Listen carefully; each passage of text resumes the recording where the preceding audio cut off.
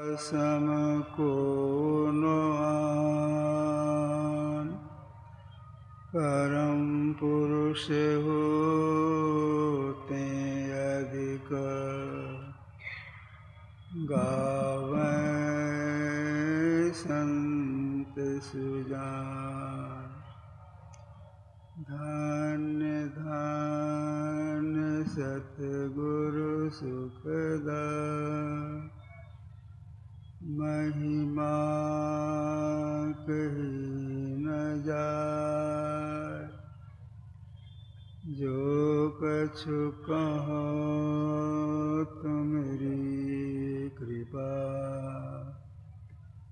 मोते कछु नमस्कार।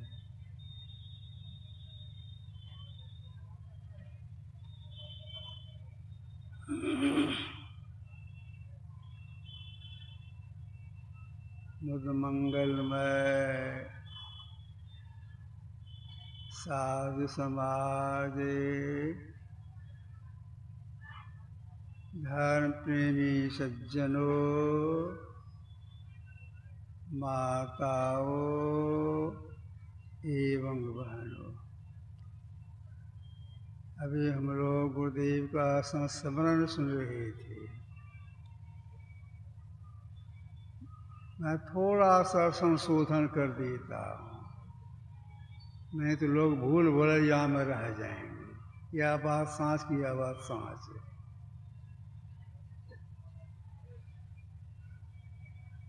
8 जून 1986 ईस्वी, दिन रविवार,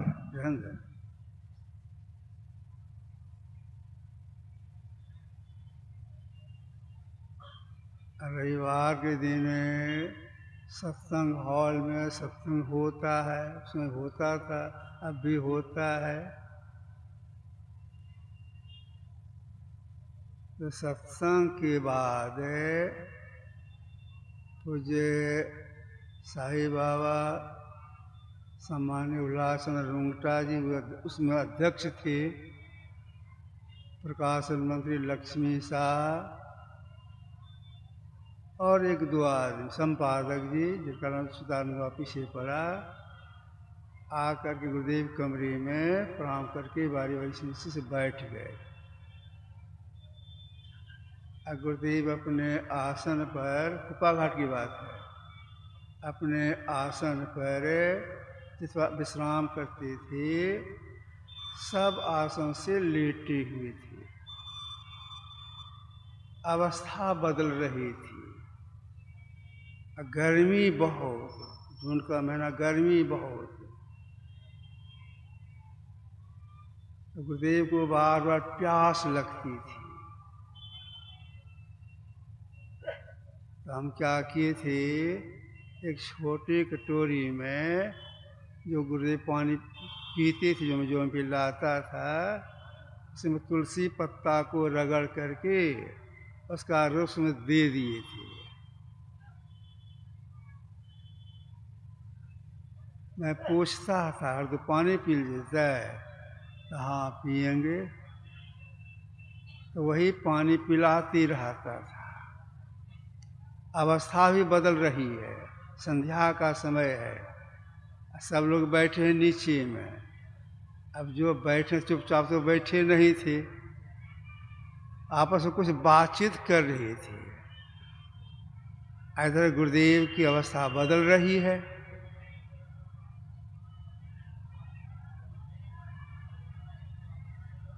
गुरुदेव हमसे बोले, बेटा माथा खखर दो। नीचे कोकड़ी में खुजलाता होगा। तो एक सत्संगी हमको दिए थे चंदन लकड़ी की कंघी, वह हम रखे हैं।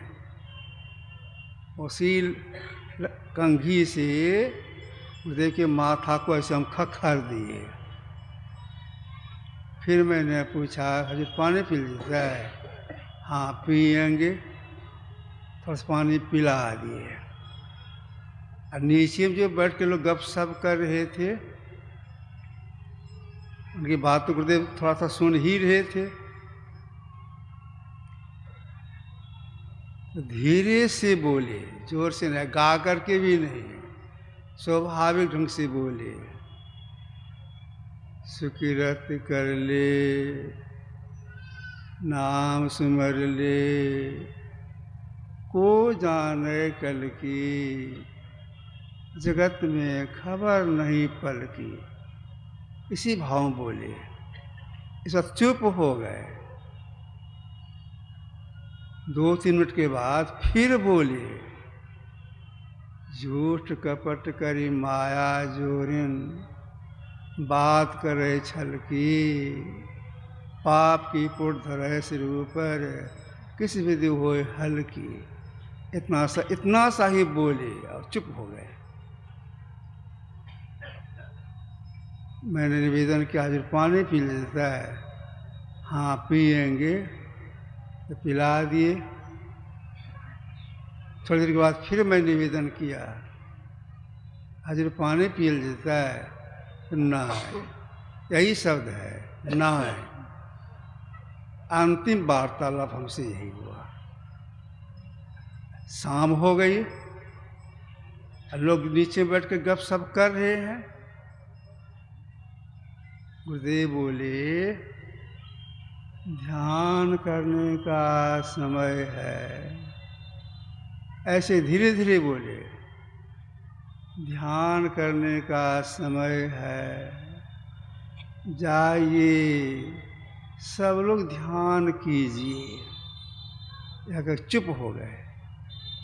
जैसे बोले ध्यान जब कीजिए, तो साईं बाबा उठे वहाँ से, अपने कमरे में चले गए ध्यान करने के लिए।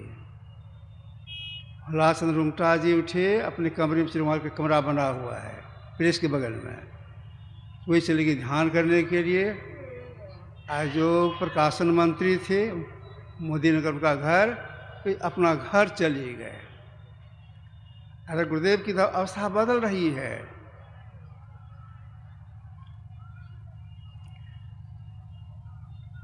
समय बीत रहा है, समय बीत रहा है। बहुत गर्मी, तो किसी काम के लिए जो कुछ होता था, कुछ कभी बाहर कोई भीतर कर रहे थे। अब कुछ संशय व कमरे से निकल करके बरामदे पर चले गए। अब मैं तो वहीं पर था। अवस्था बदल रही है। देखा मैं गुरुदेव के चेहरे को, इतने मैं देख रहा हूँ, इतने में कुछ संशय हुआ, फिर कमरे में आ गए। मैं क्या किया, अपने दाहिने हाथ के ये जो पंजा है उसको उल्टा कर कैसे गुरुदेव के नाक के पास ले गए। तो सांस बंद, हवा नहीं लगा मेरे हाथ में। तो मैंने कुछ बाबा से कहा, कुछ संशय बाबा से, गुरु महाराज की सांस बंद रह गए। इतना कहा कि हम घड़ी को देखने लग गए, कितना बजा, 8:45 बज रहा था। कुछ बाबा क्या किए, तुरंत अपने हाथ को लेकर गुरुदेव की आँख में ऐसे लगाए, बोलती हैं, समाधि नाड़ी चल रही है। जैसे गुरुदेव बोले ध्यान करने का समय है, सब लोग उठ के चले गए। अब गुरुदेव अपने को समेटने लग गए। मैं उनके चेहरे को देख रहा था, समेटने लग गए, अंतर्मुख होने लगे। उसके बाद कुछ बोले नहीं, और समेटते समेटते अपने इतना समेट लिए, अपने आत्मस्वरूप लीन हो गए 9:15 बजे। ये बोले थे कबीर भगवानी 7 बजे के पहले, यही सब संशोधन कर दिया। अभी हम लोग ग्रंथ पाठ में नारदा भक्ति के प्रसंग को सुना। प्राय सभी लोग जानते हैं कि माँ सबरी मातंग मुनि की शिष्या थी। जब मातंग मुनि स्वशरीर थे, उसी समय बोले थे सबरी से, भगवान राम लक्ष्मण यहाँ आएंगे, उनका दर्शन करने के बाद तो अपने शरीर का त्याग करना। जब भगवान राम आए तो सबरी बोली किसी भगवान राम से, हे भगवान, जब आप चित्रकूट में थे, चित्रकूट में भगवान राम कितने दिन रहे? अयोध्या से निकले बन जाने के लिए चित्रकूट में जाकर के वास किए। 13 वर्ष तक रहे थे चित्रकूट में। 1 साल के लिए आगे निकले लीला करने के लिए, राक्षसों को संहार करने के लिए। तो मातंग मुनि उनसे बोले थे, सबरी बोल रही है मातंग मुनि भगवान राम से, जिसमें आप चित्रकूट में थे उसी समय बोले थे हमारे गुरुदेव, भगवान राम और लक्ष्मण यहाँ आएंगे, उनके दर्शन करने के बाद तुम शरीर त्याग करना। ऐसा वार्तालाप हुआ। तब भगवान राम सबरी को माध्यम बना करके संसार कल्याण के लिए कुछ उपदेश की, जो अभी उन्होंने पाठ के रूप में सुना, उसकी व्याख्या को भी सुना। उसमें हम लोगों ने सुना प्रथम भगत से लेकर के 5वीं भक्ति तक स्थूल भक्ति है, 6ठी और 7वीं सूक्ष्म भक्ति है।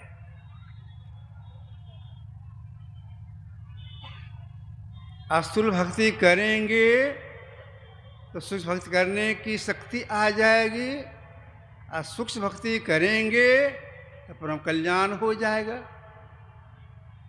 तो स्थूल भक्ति पहले करने के लिए कहा। इसका सूक्ष्म भक्ति में क्या कहा इन्होंने? भगवान राम ने लक्ष्मण सबके माध्यम से क्या कहा? छठ दम शील विरति बहु कर्मा नृत सज्जन धर्मा। तो गौर सुनिएगा, छठ दम शील, दमशीलता प्राप्त करने के लिए कहा। मतलब क्या हो गया? छठ दमशील, हमारी इंद्रियां विषय में नहीं जाए, यही है दमशीलता। इसके लिए क्या क्या करने के लिए महापुरुष बताते हैं, तो जो बता करना पड़ेगा, तब दमशीलता प्राप्त होगी कि हमारे जब विषय में नहीं जाएगी। तो महापुरुष क्या क्या करने के लिए बताते हैं? भगवान कृष्ण ने अर्जुन के माध्यम से कहा था, समंकाय शिरोग्रीवं। अगर कोई दमशीलता प्राप्त करना चाहती हैं, इस क्रिया विशेष में जिसे दमशीलता प्राप्त होती है, सफलता प्राप्त करने के लिए कैसे बैठना होगा? समंका शिरोग्रीवं, बिल्कुल सीधा। मतलब क्या हो गया?